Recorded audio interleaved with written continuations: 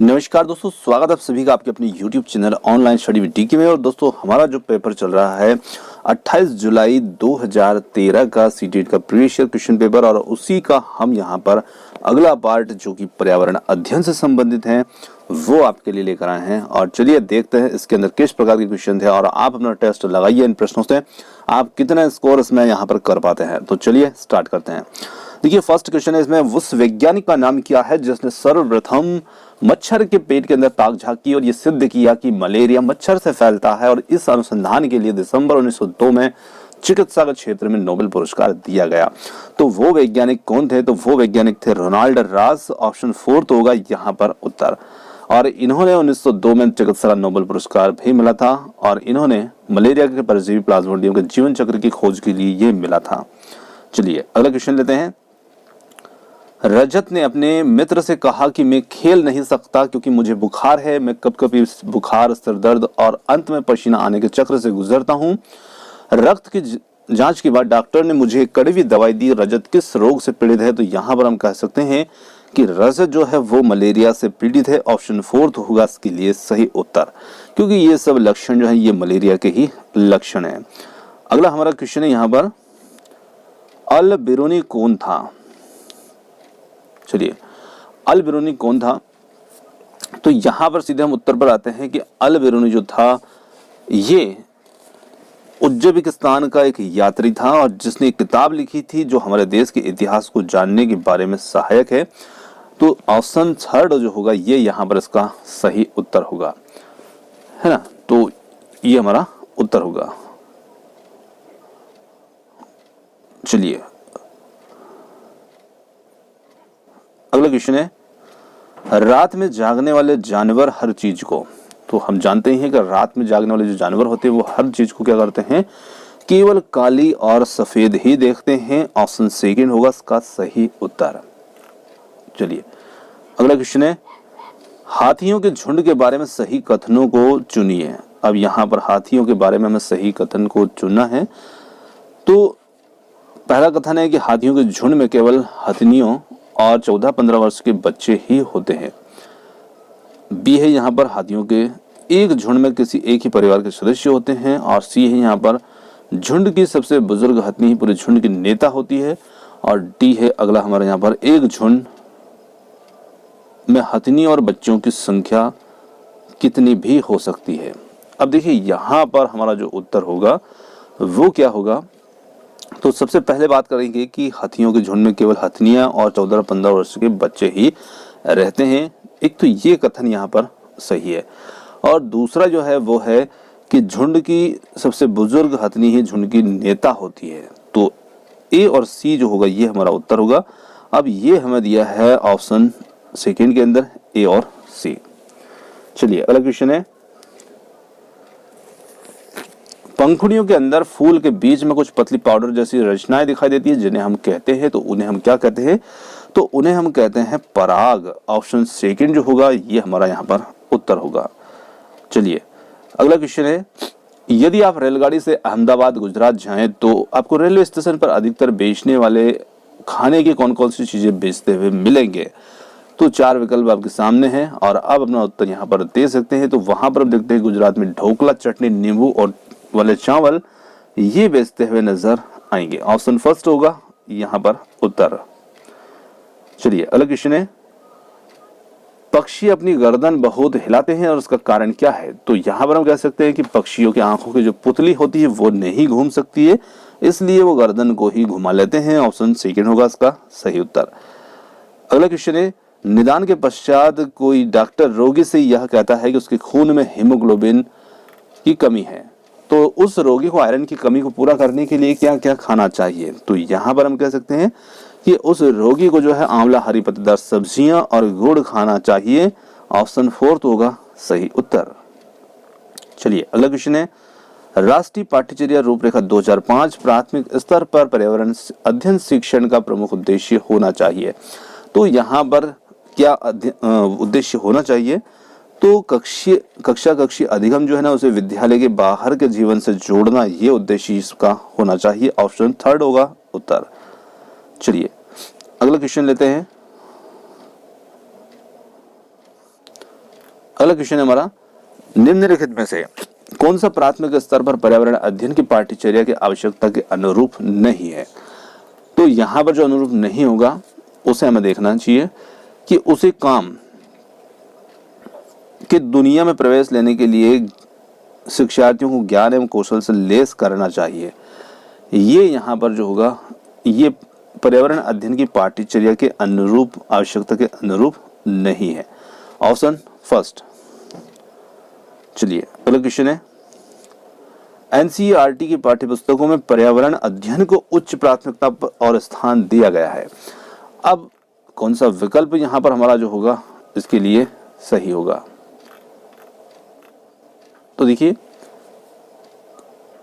NCERT की जो पाठ्यपुस्तक है पर्यावरण अध्ययन को उच्च प्राथमिकता और स्थान दिया गया है। चिंतन और विस्मय के लिए शिक्षार्थियों को अवसर उपलब्ध कराने के लिए ऑप्शन सेकंड होगा सही उत्तर। चलिए अगला क्वेश्चन है, पर्यावरण अध्ययन की पाठ्यपुस्तकों में कविताओं और कहानियों को शामिल करने का निम्नलिखित में से कौन सा उद्देश्य नहीं है। जो नहीं है उसे देखना है, तो वो होगा ऑप्शन सेकंड, नित्य और एक रस विषय वस्तु में बदलाव करना। ऑप्शन सेकंड यहाँ पर उत्तर होगा। चलिए अगला क्वेश्चन है, पर्यावरण अध्ययन की एक अच्छी पाठ्यचर्या को बच्चे के लिए प्रति सही, जीवन के प्रति सही और विषय के प्रति सही होना चाहिए, और पाठ्यचर्या की निम्नलिखित विशेषताओं में से कौन सी उपयुक्त आवश्यकताओं को पूरा नहीं करती है। तो यहाँ पर जो नहीं करती है वो है, यह शब्दावली पर और परिभाषाओं पर अधिक बल देती है। ये ऑप्शन फोर्थ।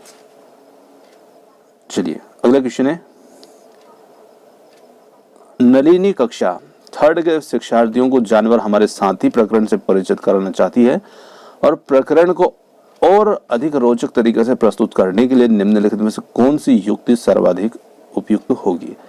तो यहाँ पर हम कह सकते हैं ऑप्शन फोर्थ जो होगा, शिक्षार्थियों को पाठ्यपुस्तक में जानवरों के दिए गए चित्रों के लिए, सॉरी ये नहीं होगा इसका उत्तर, क्योंकि अधिक रोचक तरीके से प्रस्तुत करने के लिए हमें युक्ति को देखना है। तो अधिक रोचक तरीके से हम यहाँ पर जानवरों और उनकी उपयोगिता पर आधारित फिल्म प्रदर्शित करेंगे, तो यहाँ बच्चे उसके बारे में ज्यादा रोचक तरीके से जान पाएंगे। तो ऑप्शन थर्ड जो होगा ये हमारा उत्तर होगा। चलिए अगला क्वेश्चन लेते हैं, कक्षा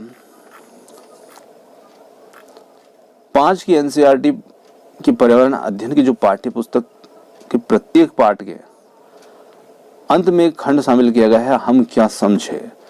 यह सुझाव दिया गया और इस खंड में शामिल प्रश्नों का उत्तर सही या गलत के रूप में आकलन नहीं किया जाएगा। यह परिवर्तन इसलिए किया गया क्योंकि यह जानने में शिक्षक की सहायता करता है कि बच्चे कैसे सीख रहे हैं। ऑप्शन थर्ड होगा यहाँ पर उत्तर। अगला क्वेश्चन है, प्रयोगशीलता खोजना, जांच पड़ताल और प्रश्न पूछना पर्यावरण अध्ययन के सक्रिय अधिगम के अनिवार्य तत्वों का निर्माण करते हैं। एक शिक्षक खाना जो हमें खाने चाहिए कि संकल्पना के बारे में बताने के लिए निम्नलिखित गतिविधियों की व्यवस्था करता है ना। अब यहाँ पर शिक्षक क्या व्यवस्थाएं करता है, तो देखिए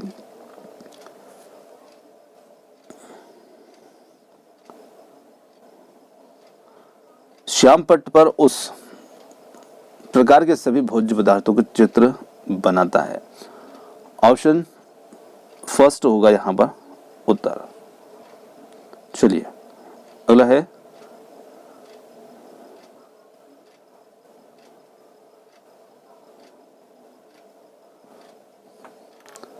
कक्षा 4 के शिक्षार्थियों को हवा सब जगह प्रकरण पढ़ाते समय गति का निम्नलिखित गतिविधियों को करने की योजना बनाती है।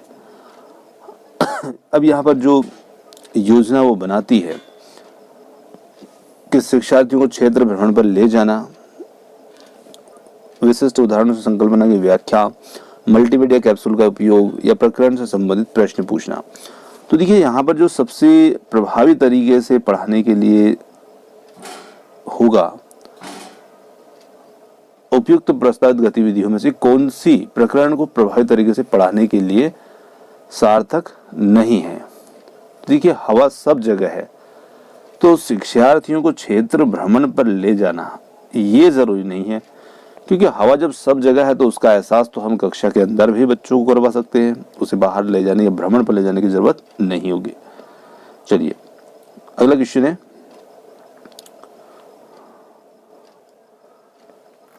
अगला है यहां पर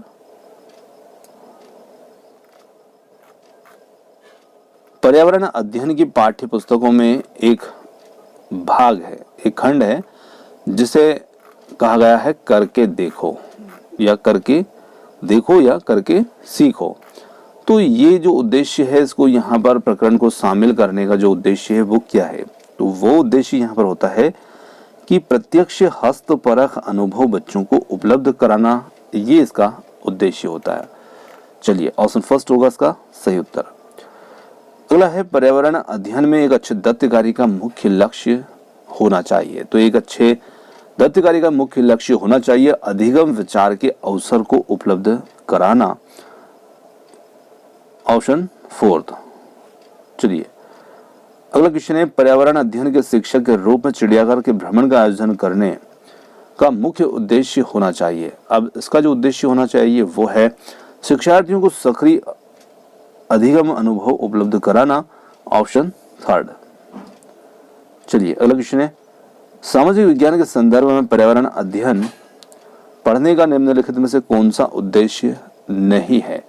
तो यहां पर हम कह सकते हैं कि इससे बच्चों को मुख्य शब्दावली की सही परिभाषा याद करने योग्य बनाना चाहिए, ये उद्देश्य नहीं है, ऑप्शन फर्स्ट। अगला क्वेश्चन है, कविता पर्यावरण अध्ययन की कक्षा में गरीबी, निरपेक्षता और निरक्षरता और वर्ग असमानता जैसे सामाजिक मुद्दों पर बल देना चाहती है, और इस निम्नलिखित में से कौन सा अधिगम अनुभव इस उद्देश्य की प्राप्ति में सर्वाधिक प्रभावी होगा?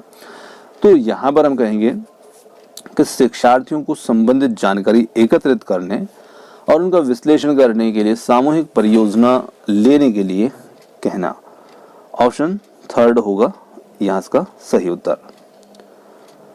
अगला है, प्राथमिक स्तर पर पर्यावरण अध्ययन में रचनात्मक आकलन रिक्त स्थान को शामिल नहीं करता। अब ये किसे शामिल नहीं करता है? तो शिक्षार्थियों की ग्रेडिंग और रैंकिंग को, ऑप्शन फोर्थ। चलिए अगला क्वेश्चन है, नीचे कुछ क्रियाकलाप दिए गए हैं जैसे खानों का उत्खनन, बांधों का निर्माण, बाजार में बेचने के लिए पत्तियां जड़ी बूटी इकट्ठी करना, बांस से टोकरी बनाना, बुनना और गिरे हुए पत्तों से पत्तल बनाना। अब यहाँ पर जो हमारा प्रश्न है, इनमें से वह कौन सा क्रियाकलाप है जो जंगलों के गायब होने के लिए जिम्मेदार है? तो देखिए यहाँ पर जंगलों के गायब होने के लिए जो जिम्मेदार है वो कौन सा होगा? तो यहाँ पर हम देखें कि एक तो उत्खनन ए, और यहाँ पर इसी के साथ में बांधों का निर्माण ए और बी, ये दोनों ही जो कार्य हैं जो वनों के, जंगलों के गायब होने के लिए जिम्मेदार हैं। अब हम इसमें विकल्प को देख लेते हैं उत्तर को। तो यहाँ पर हमारा ए और बी दोनों है, तो ये होगा ऑप्शन सेकेंड। चलिए अगला क्वेश्चन है, कांसे के बारे में सही कथन को चुनिए। कांसा लोहे, चांदी तथा स्वर्ण की भांति एक तत्व है ना, फर्स्ट कथन हुआ। इसके बाद में सेकेंड, यहाँ पर कांसे को तांबा और टीन से पिघलाकर तैयार किया जाता है। थर्ड सी वाला है, कांसा अत्यंत मजबूत होता है और इससे तोप तथा मूर्ति बनाई जाती है। और डी है यहाँ पर, कांसे के बर्तन एल्यूमिनियम के बर्तनों की तुलना में हल्के और अधिक मजबूत होते हैं। तो यहाँ पर जो हमारा उत्तर होगा वो होगा कि कांसा जो है ये तांबे और टीन को पिघला करके तैयार किया जाता है, बी वाला सही होगा। इसी के साथ साथ कांसा अत्यंत मजबूत होता है, ये भी सही होगा, ऑप्शन बी और सी। अब बी और सी के लिए हमारा जो विकल्प है वो फर्स्ट ही इसमें उत्तर बनेगा, फर्स्ट। चलिए अगला क्वेश्चन है, गांधीधाम गुजरात का रहने वाला कोई व्यक्ति पहले भोपाल मध्य प्रदेश और फिर हैदराबाद आंध्र प्रदेश जाना चाहता है तो उसके सफर की दिशाएं क्या होंगी। तो देखिए, गुजरात से वो पहले पूर्व दिशा में चलेगा तो भोपाल पहुंचेगा, और फिर वो भोपाल से दक्षिण दिशा में चलेगा तब वो आंध्र प्रदेश पहुंचेगा। तो उसकी दिशाएं जो होंगी पूर्व और दक्षिण की ओर होंगी। यहाँ पर हम कह सकते हैं पहले पूर्व दिशा और फिर दक्षिण दिशा। तो यहाँ पर इसके लिए जो उत्तर होगा वो होगा ऑप्शन फर्स्ट। चलिए, अगला क्वेश्चन है, किसी शहर के मानचित्र पर ये लिखा था कि स्केल 1 सेंटीमीटर बराबर 110 मीटर। यदि मानचित्र पर किन्हीं दो स्थानों के बीच की दूरी 15 सेंटीमीटर है तो उन दोनों के बीच की वास्तविक दूरी क्या होगी। तो देखिए, उन दोनों की जो वास्तविक दूरी होगी तो हम कह सकते हैं कि 1 सेंटीमीटर बराबर 110 मीटर है, तो 15 सेंटीमीटर बराबर कितना होगा, तो 110 का हम 15 में गुणा कर लेते हैं तो ये बन जाता है यहाँ पर 1650 मीटर, और इसे हम किलोमीटर में कन्वर्ट करते हैं तो ये बन जाता है 1.65 किलोमीटर। ऑप्शन फोर्थ जो होगा ये हमारा इसमें उत्तर होगा, 1.65 किलोमीटर, क्योंकि मीटर को यहाँ पर किलोमीटर में कन्वर्ट करके दिखाया गया है। अगला क्वेश्चन लेते हैं, माउंट एवरेस्ट एक भाग है भारत का, तिब्बत का या नेपाल का। तो यहाँ पर हम कह सकते हैं कि ये नेपाल का एक भाग है, ऑप्शन थर्ड होगा उत्तर। अगला क्वेश्चन है, नीचे दिए गए कर्तव्यों और उत्तरदायित्वों का अध्ययन कीजिए। अन्य लोगों का सामान उठाने में मदद करना, बी है पूरे ग्रुप को आगे चलना ताकि ग्रुप पीछे पीछे चले, और सी है जो चल ना पाए उसे रुकने के लिए कहना, और डी है यहाँ पर साथी के बीमार होने पर उसका ध्यान रखना और सबके खाने पीने का इंतजाम करना, और ई है रुकने और आराम करने के लिए अच्छी जगह ढूंढना। तो माउंटेनियरिंग में ग्रुप लीडर की जिम्मेदारियों का उपयुक्त में से चयन कीजिए। तो यहाँ पर हम क्या चयन इसमें कर सकते हैं। तो देखिए, यहाँ पर हम जो चयन करेंगे वो होगा डी ई, और इसी के साथ साथ जो हमने सबसे फर्स्ट ए में देखा था, अन्य लोगों का सामान उठाने में मदद करना, ये हमारा उत्तर A D E, option fourth. चलिए दोस्तों, यहाँ पर आज के हमारे जो पर्यावरण अध्ययन से संबंधित जो प्रश्न थे वो समाप्त होते हैं, और प्रश्न आपको कैसे लगे कमेंट्स करके बताइएगा, और वीडियो पसंद आया तो वीडियो को लाइक शेयर और चैनल को सब्सक्राइब करना मत भूलिएगा, और मिलते हैं जल्द ही अगले पार्ट में।